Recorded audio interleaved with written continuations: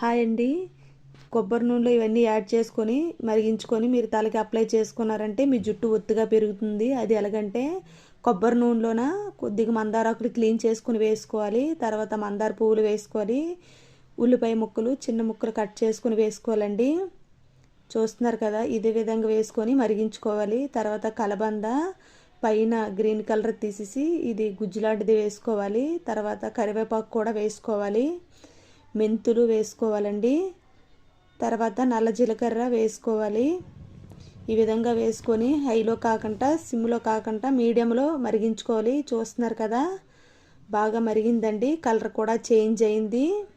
చూస్తున్నారు కదా.